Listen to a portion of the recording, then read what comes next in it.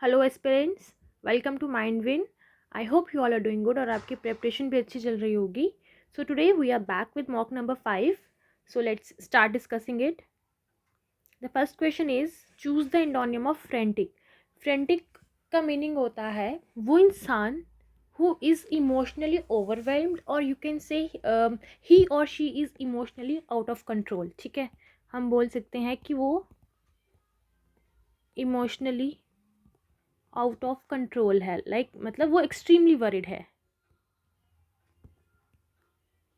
Extremely worried. ठीक है, हमें इसका इंटोनियम बताना है. एजिटेटेड का मीनिंग भी वरिड होता है. Furious means angry. Weird means something strange.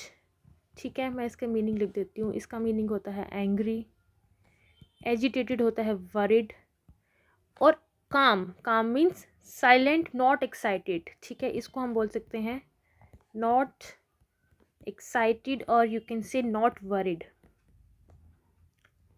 तो यहाँ पे क्या आ जाएगा इसका आंसर? काम.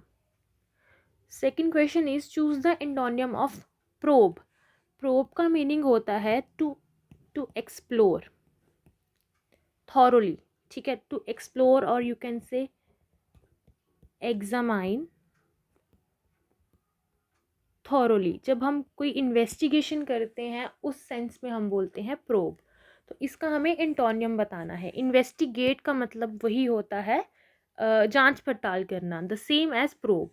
स्क्रूटिनाइज का मतलब भी इन्वेस्टिगेशन होता है, लेकिन ये होता है बहुत ही स्ट्रिक्ट इन्वेस्टिगेशन. ठीक है, जो स्ट्रिक्ट इन्वेस्टिगेशन होती है उसे हम बोलते हैं स्क्रूटिनाइज. डेल्व का मीनिंग होता है किसी चीज़ को एक्सप्लोर करना, बट आउट ऑफ क्यूरोसिटी. ठीक है, यू डेल्व इनटू समथिंग क्योंकि आप बहुत एक्साइटेड थे उस चीज़ को जानने के लिए, तो उसे हम बोलेंगे डेल्व. नेग्लेक्ट का मतलब होता है इग्नोर करना, तो इसका क्या एंटोनियम आ जाएगा? Neglect. Question number 3 is सिनोनियम of countenance. Countenance का सिनोनियम बताना है. काउंटेनेंस का मीनिंग होता है जब भी किसी इंसान के फेशियल एक्सप्रेशन या उसकी आउटलुक से हमें एक सेंस ऑफ अप्रूवल या सेंस ऑफ एक्सेप्टेंस जो है वो पता चले, उस चीज़ को हम बोलते हैं काउंटेनेंस. तो इसका मीनिंग आ जाएगा persons facial expression. Facial expressions जब कोई सेंस ऑफ अप्रूवल दें तो उसे हम बोलते हैं काउंटेनेंस. ठीक है, गिविंग अप्रूवल. तो इसका हमें सिनोनिम बताना है. डिसअप्रूवल तो इसका एंटोनियम हो जाएगा कंडेमनेशन, मतलब कि किसी चीज़ को क्रिटिसाइज करना. अप्रूवल जो है वो इसका सिनोनिम होगा. ऑब्जेक्शन मतलब किसी चीज़ को हम ऑब्जेक्ट करना. ठीक है, तो यहाँ पे इसका सिनोनिम क्या हो जाएगा? Approval. Question number 4 is choose the synonym of stout. Stout का मीनिंग होता है कोई भी इंसान जो हैवी बिल्ट हो. ठीक है, जो कि हैवी बिल्ट हो और बहुत ही स्ट्रॉन्ग हो, बट ही और she is also determined at the same time, उसको हम बोलते हैं स्टाउट. ठीक है, तो इसका हमें सिनोनिम बताना है. तो रोबस्ट मीन्स स्ट्रॉन्ग. रोबस्ट का मतलब क्या होता है? स्ट्रॉन्ग. वीक मतलब कमज़ोर. फ्रेल का मतलब भी कमज़ोर होता है, और टिमिड का मतलब भी इन द सेंस हम वीक बोल सकते हैं, बट यू कैन से शाय या फिर नर्वस. ठीक है, उस सेंस में आप बोल सकते हो इसको, इसे. इसका मीनिंग भी वीक ही होता है. ठीक है, तो इसका स्टाउट का जो सिनोनियम है वो आ जाएगा robust. Question number 5 is choose the correct meaning of the idiom live in Limbo. Live in Limbo एक इडियोमैटिक फ्रेज है. लिव इन लिम्बो का मीनिंग होता है लिविंग इन एन अनसर्टेनिटी. ठीक है, जब आप बहुत ही किसी अनसर्टेनिटी में रहते हो, आपको नहीं पता what is gonna happen in future with you, या फिर एट प्रेजेंट भी आप जो रह रहे होते हो आप बहुत ही अनसर्टेनिटी में होते हो. ठीक है, उस चीज़ को बोलते हैं live in limbo, living in an uncertainty. ठीक है,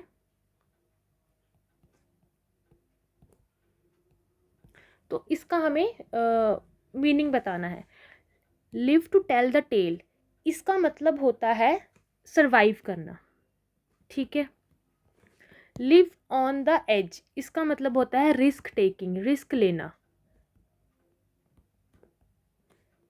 लिव एंड लर्न का मतलब होता है लर्न विद एक्सपीरियंस, जब हम अपने एक्सपीरियंस के साथ कुछ सीखते हैं तो उसे बोलते हैं live and learn. Live in a state of flux means the same as living in an uncertainty, living in an uncertainty.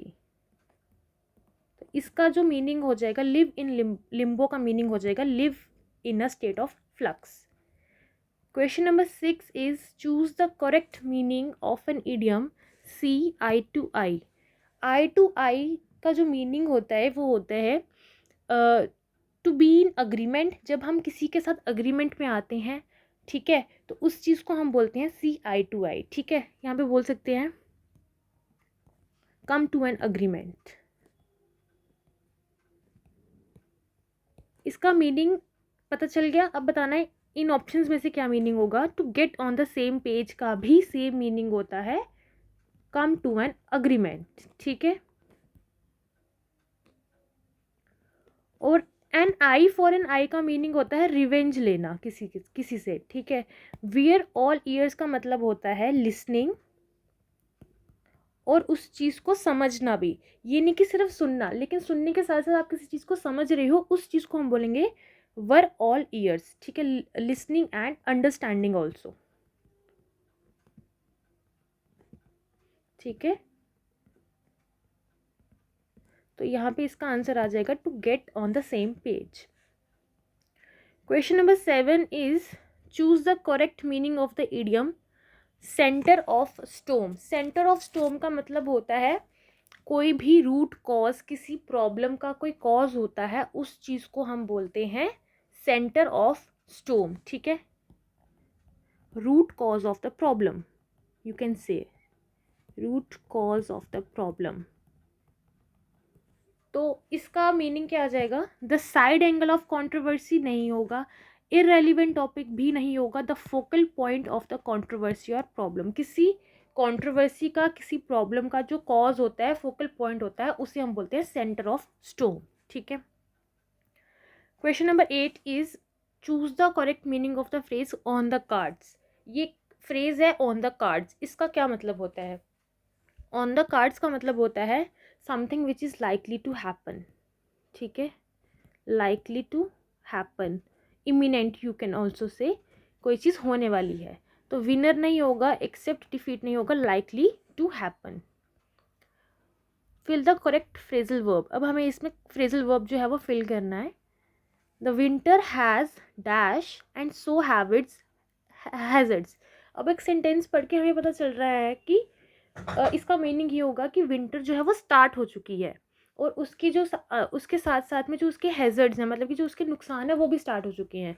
तो इसमें स्टार्ट होने का फ्रेजल वर्ब क्या आएगा, set in, set up, set back, set off. इन सब के अलग अलग मीनिंग होते हैं। सेट के साथ जब ये प्रेपोजिशन लग जाती है तो इनकी मीनिंग चेंज हो जाते हैं। सेट इन, इनका मीनिंग तो होता है स्टार्ट होना। कोई भी जब वेदर स्टार्ट होता है उस चीज़ में हम बोलते हैं सेट इन, ठीक है। बट इसके साथ ये होता है कि कोई चीज़ स्टार्ट तो हो रही है, but it also takes the unpleasant effects also. तो यहाँ पे आ जाएगा start with, but with unpleasant effects, ठीक है। जैसे सर्दियाँ स्टार्ट होती हैं तो क्या होता है, पोल्यूशन ज़्यादा हो जाता है, खांसी ज़ुकाम वाली प्रॉब्लम्स आ जाती हैं। तो ये इस चीज़ को हम बोलते हैं सेट इन। अनप्लीजेंट जो अपने इफ़ेक्ट लेके जाती हैं, जो अपने साथ लेके चलती हैं, उस चीज़ को बोलते हैं ये सेट इन। सेट अप का मतलब होता है कोई भी चीज़ को इस्टेब्लिश करना, ठीक है। सेट बैक का मतलब होता है फेलियर, आपको सेट बैक मिला, फेलियर मिला। सेट ऑफ, सेट ऑफ का मतलब होता है स्टार्ट अ जर्नी। अगर हम कोई जर्नी स्टार्ट कर रहे हैं उस सेंस में हम बोलेंगे सेट ऑफ। लेकिन कोई वेदर जो है वो स्टार्ट हो रहा है, समर स्टार्ट हो रही है, विंटर स्टार्ट हो रही है, तो उस केस में हम बोलेंगे सेट इन, ठीक है। तो यहाँ पे आंसर क्या आ जाएगा, the winter has set in. Question number 10 is dash a second, don't make a decision before you knew all the facts. तो अब आपको पता चल रहा है कि यहाँ पे इसका मीनिंग आ रहा है वेट करना, वेट अ सेकेंड। तो इसको हम फ्रेजल वर्ब में कैसे लिखेंगे? हैंग अप, हैंग आउट और हैंग ऑन। हैंग अप का मीनिंग होता है हम कोई भी कॉन्वर्सेशन एंड करते हैं, ठीक है, and a conversation. Hang out का मतलब होता है रोम अराउंड, और हैंग ऑन का मतलब होता है वेट करना, ठीक है, वेटिंग, और यू कैन से वेटिंग पेशेंटली। तो उस चीज़ को आप बोलते हो वेटिंग पेशेंटली।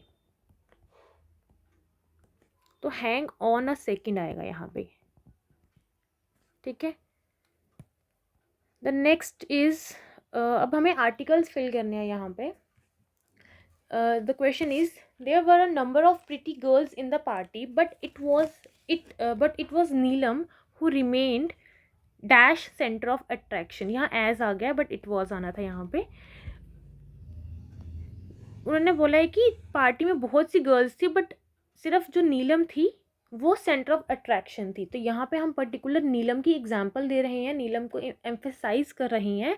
तो यहाँ आर्टिकल क्या आ जाएगा? The centre of attraction. Question number 12 is, अब हमें यहाँ पे बताना है कि एरर कहाँ पे है, मतलब आर्टिकल के रिलेटेड ही ये क्वेश्चन है।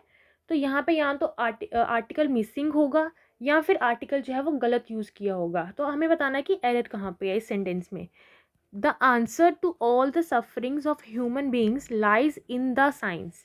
द साइंस मैंने आपको पहले भी बताया था कि हम कभी भी जो सब्जेक्ट्स के नेम होते हैं उनके साथ आर्टिकल यूज़ नहीं करते हैं, ठीक है। नो, हम यहाँ लिख देती हूँ मैं, सब्जेक्ट्स के जो नेम होते हैं we use no article with them। तो यहाँ द साइंस बहुत गलत एक एक्सप्रेशन है। तो यहाँ पे हमारा आंसर क्या आ जाएगा, मतलब एरर जो है वो किस पार्ट में है? इस पार्ट में है, लाइज इन द साइंस, ठीक है। Question number 13 is, my teacher said that dash moon is a natural satellite. अब हमें पता है जो भी कोई हेवनली बॉडीज होती हैं, ठीक है, जिसको आप सिलेस्टियल बॉडीज भी बोलते हैं, उसके साथ हम द यूज़ करते हैं, द मून आएगा, ठीक है। My teacher said that the moon is a natural satellite. Question number 14 is, have you been to dash Space Needle Tower in Seattle. Space Needle Tower एक बहुत ही फेमस बिल्डिंग है, you can say. तो हम जब भी किसी famous building की या फेमस मोनूमेंट की बात करते हैं तो हम उसके साथ में द आर्टिकल यूज़ करते हैं, ठीक है। क्वेश्चन नंबर 15, अब हमें यहाँ पे प्रेपोजिशन जो है वो फिल करनी है। Question number 15 is, my younger sister has developed a passion dash dance and music since her childhood. हमें पता चल रहा है कि यहाँ पे बताना है कि पैशन, किसी चीज़ के लिए पैशन होना, मतलब उसकी यंगर सिस्टर को जो था पैशन था डांस और म्यूजिक के लिए सिंस हर चाइल्डहुड। तो यहाँ पे जब हम बात करते हैं किसी चीज़ के लिए पैशन होना, तो हम यहाँ पे हमेशा पैशन के साथ क्या यूज़ करेंगे? पैशन फॉर, ठीक है। यहाँ पे क्या आ जाएगा? For. So this is a correct answer. Question number 16 is, it does not matter whether the movie is in English or whether the movie is in Hindi or in English, I am dash is with these languages। मतलब मुझे फ़र्क नहीं पड़ता कि चाहे movie English में है या हिंदी में है, मैं इन दोनों लैंग्वेजेस के साथ बहुत ही कंफर्टेबल हूँ। तो कंफर्टेबल हूँ इसका ये सेंस आ रहा है कि I am very comfortable with these two languages. तो I am dash is, we will always use with ease. जब हम किसी इस सेंस में बात करें कि हम किसी चीज़ के साथ कंफर्टेबल हैं, हम किसी चीज़ को बहुत आराम से कर पा रहे हैं विदाउट एनी डिफ़िकल्टी, उस चीज़ में हम यूज़ करेंगे विद ईज़, ठीक है। Question number 17 is, my friend hardly attends any function as he is jealous dash all the neighbours. मेरा दोस्त जो है वो फंक्शन जो है वो अटेंड नहीं करता है क्योंकि वो जेलस है अपने नेबर्स से। He is jealous with, he is jealous by, he is jealous of. We always use jealous of, ठीक है। हम जब किसी से जेलस होते हैं तो हम यूज़ करते हैं जेलस ऑफ। क्वेश्चन नंबर 18 है, the use of atomic weapons will be painful dash the Mankind. अब हमेशा याद रखना, जब भी हम ऐसे बोलते हैं कि पेनफुल या फिर हार्मफुल या फिर डेट्रीमेंटल या फिर इंजूरियस, इनके साथ हम हमेशा टू यूज़ करते हैं, ठीक है। हम बोलते हैं ना smoking is injurious to health, तो ये वही है। बेनफुल का मतलब भी जो है वो हार्मफुल होता है, ठीक है। तो यहाँ पे हम यूज़ करेंगे बेनफुल टू द मैन काइंड। अब हमें प्रोनाउन फिल करने हैं इनमें। क्वेश्चन नंबर 19 है, dash these two man is a new teacher. अब किसी दो मैन की बात की गई है। जब भी हम किसी टू पीपल की बात करते हैं तो हम क्या यूज़ करते हैं, आइदर ऑफ, ठीक है। हम यहाँ पे क्या यूज़ करेंगे, आइदर ऑफ। आइदर हमेशा याद रखना, आइदर ऑफ और नाइदर ऑफ जो है वो दो लोगों के लिए यूज़ होता है, ठीक है। कभी भी दो से ज़्यादा लोगों की बात हो रही होगी तो हम उस केस में आइदर ऑफ या नाइदर ऑफ यूज़ नहीं करेंगे, ठीक है। तो एनी ऑफ नहीं होगा, वन ऑफ नहीं होगा, ठीक है। Question number 20 is, the organization has appointed consultants to help dash increase its profit and improve its financial position। अब यहाँ पे क्या है, एक ऑर्गेनाइजेशन की बात की गई है। ऑर्गेनाइजेशन एक सिंगुलर सब्जेक्ट बना रहा है। There is only one organisation and not organisations. तो यहाँ पे जो प्रोनाउन होगा वो भी सिंगुलर आएगा, देम नहीं आएगा, हमारे यहाँ आएगा इट, ठीक है। Question number 21 is, dash being a minor, the police admitted her to a rehabilitation center। यार अब इस सेंटेंस में ना सब्जेक्ट मिसिंग है, बट अगर हम इस सेंटेंस को पढ़ेंगे ना तो हमें पता चलेगा कि यहाँ आगे जाके हमें किसी का रेफरेंस दिया हुआ है। Being a minor the police admitted her, किसी लड़की का रेफरेंस दिया हुआ है कि उसको माइनर बताया हुआ है कि वो माइनर थी, इसलिए उसको रिहैबिलिटेशन सेंटर में एडमिट किया गया। बट यहाँ पे सेंटेंस के स्टार्टिंग में तो उसका जो है वो रेफरेंस नहीं दिया हुआ है ना, उसका जो है सब्जेक्ट ही मिसिंग है इस सेंटेंस में। तो ये एक बहुत ही गलत फ्रेमिंग है। बीइंग अ माइनर, हम किसकी बात कर रहे हैं वो तो हमें पता ही नहीं है। तो यहाँ पे क्या आएगा, अब हमें पता है कि आगे किसी लड़की की बात की गई है तो हम ही तो यूज़ नहीं करेंगे, इट भी यूज़ नहीं करेंगे क्योंकि किसी इंसान की बात की गई है। तो यहाँ पे क्या आ जाएगा, शी, ठीक है। अब नेक्स्ट क्वेश्चन जो हैं आपको करेक्ट वर्ड्स जो हैं वो फिल करने हैं, ठीक है। Question number 22 is, the red dash was very dash to the king. Red क्या, रेड एक एडजेक्टिव है, बता रहा है रेड क्या, DEAR या फिर DEER। डियर दोनों की प्रोनाउंसिएशन सेम है लेकिन इन दोनों की मीनिंग जो है वो डिफरेंट है। DEER जो होता है वो होता है एनिमल, हिरन जिसको हम बोलते हैं, और DEAR होता है someone who is very loved by someone, ठीक है। जैसे कोई हम किसी चीज़ को बहुत ही प्रिय मानते हैं उसे हम बोलते हैं डियर। तो लव्ड होता है वो इंसान जिससे हम बहुत प्यार करते हैं। तो यहाँ पे क्या आएगा, रेड डियर, ठीक है। वॉज वेरी डियर, जो लाल कलर का हिरन था वो बहुत ही प्यारा था, किसको, किंग को। किंग जो है वो उसे बहुत पसंद करता था। तो यहाँ पे डियर, DEAR, ठीक है। Question number 23 is, he reached dash than I. वो मुझसे पहले पहुंचा या बाद में पहुंचा, वो तो हमें ऑप्शन से पता चल रहा है कि लेटर, मतलब कि बाद में पहुंचा वाली सेंस आ रही है। अब ये जो लेटर होता है इसका मतलब होता है बाद में, ठीक है। आफ्टर, इसका मतलब होता है आफ्टर। और ये जो LATTER होता है ये होता है सेकंड मेंशन्ड। मतलब हम बोलते हैं ना फॉर्मर एंड लेटर। तो जब भी कोई दो चीज़ें दी हो और दोनों की बात की हो, एक को हम रेफ़र करते हैं फॉर्मर से और जो सेकंड मेंशन चीज़ होती है उसको हम बोलते हैं लेटर। अब यहाँ पे क्या आएगा, कौन सी सेंस आएगी, लेट वाली, मतलब कि वो मुझसे बाद में पहुंचा, तो यहाँ पे आएगा लेटर। अब यहाँ पे बताना है कि कौन सा जो है इस सेंटेंस में जो है इनकरेक्ट पार्ट है, ठीक है, विद रेफरेंस टू टेंसेस। तो क्वेश्चन नंबर 24 है, demand for rhino horn in Asian markets specially Vietnam and China has push the remaining rhino populations to the brink of extinction. ठीक है। अब हमें बताना है कि किस पार्ट में जो है वो एरर है। अब यहाँ पे आप देख सकते हो हैज़ पुश, हमें ये तो पता है ना कि हैज़ हो या हैव हो या फिर हैड हो, इसके साथ हम वर्ब की कौन सी फॉर्म लेते हैं, थर्ड फॉर्म लेते हैं। तो हैज़ पुश्ड होना चाहिए था ना, तो ये गलत हुआ। तो कौन से पार्ट में एरर है, हैज़ पुश द रिमेनिंग, इस पार्ट में एरर है। ठीक है, तो ये हमारा आंसर हो गया। Question number 25 is reduced sea ice in the Arctic during summer lead to high sea level pressure over Western Europe and northeastern China, which steers planetary waves southwards. अब आप देख सकते हो रिड्यूस्ड सी आइस, ये एक singular subject बना रहा है। ठीक है, ये क्या बना रहा है, मैं यहाँ लिख देती हूँ, ये एक सिंगुलर सब्जेक्ट बना रहा है। सिंगुलर सब्जेक्ट अपने साथ क्या लेता है, सिंगुलर वर्ब लेता है। तो यहाँ पे लीड नहीं आ सकता ना, लीड्स आएगा ना। Reduced sea ice in the Arctic during summer leads to high sea level, तो यहाँ पे लीड्स आना चाहिए था।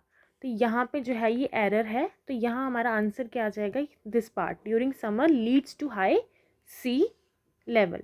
ठीक है, तो आज के हमारे क्वेश्चंस ख़त्म होते हैं। और ये जो था हमारा इस सीरीज़ का पर्टिकुलर, इस सीरीज़ का जो था लास्ट मॉक था। I wish you all the very best for your exam, बहुत अच्छे से एग्ज़ाम करना।